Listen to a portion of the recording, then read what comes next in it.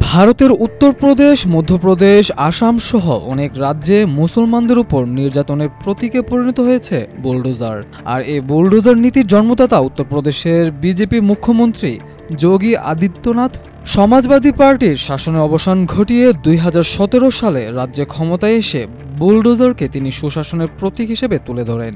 এরই ধারাবাহিকতায় সাম্প্রতিক বছরগুলোতে মুসলমানদের বাড়িঘর ও ব্যবসা প্রতিষ্ঠান বুলডোজার দিয়ে গুঁড়িয়ে দেওয়া ভারতের বিজেপি সরকারের একটি রাজনৈতিক হাতিয়ারে পরিণত হয়েছে।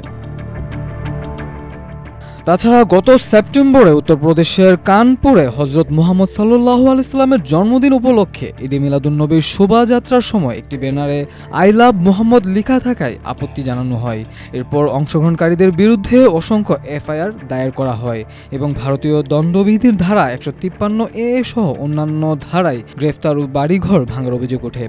ধর্মীয় উত্তেজনা সৃষ্টির অভিযোগ আনা হয় শতাধিক মুসলমানের বিরুদ্ধেও।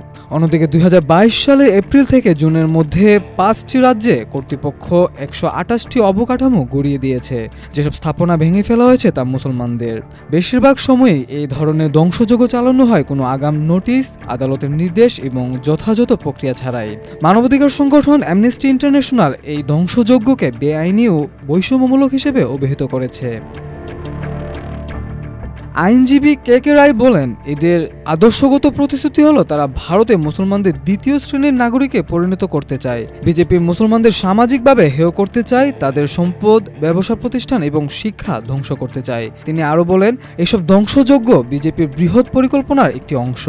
এই নীতিতে মুসলমানদের কোণঠাসা করা হচ্ছে। নাগরিক হিসেবে পূর্ণ অধিকার দিতে অস্বীকৃতি জানিয়ে তাদেরকে দ্বিতীয় শ্রেণীর নাগরিক করার চেষ্টা করা হচ্ছে।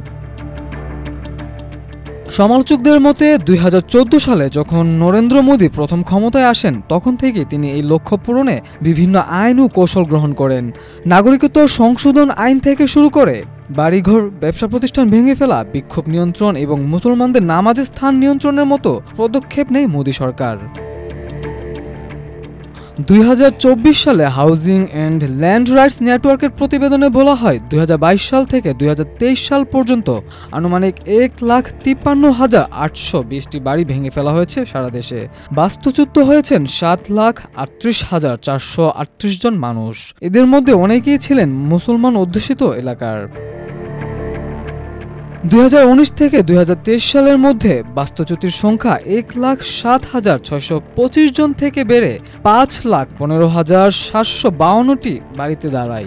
ভারতের সুপ্রিম কোর্ট এসব ধ্বংসযজ্ঞকে অসাংবিধানিক হিসেবে রায় দিয়েছে। রাষ্ট্রের নির্বিচার পদক্ষেপ কমিয়ে আনতে নির্দেশনাও দিয়েছে।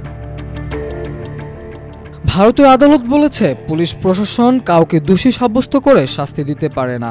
ঘরবাড়ি বা কোনো অবৈধ কাঠামো ভাঙতে হলে তা করতে হবে নির্দিষ্ট নিয়ম মেনে। পুলিশ চাইলেই বুলডোজার দিয়ে গিয়ে ঘরবাড়ি ভেঙে ফেলতে পারবে না। কিন্তু তারপরও আইন অমান্য করে স্থানীয় কর্তৃপক্ষ ধ্বংসযজ্ঞ চালিয়ে যাচ্ছে।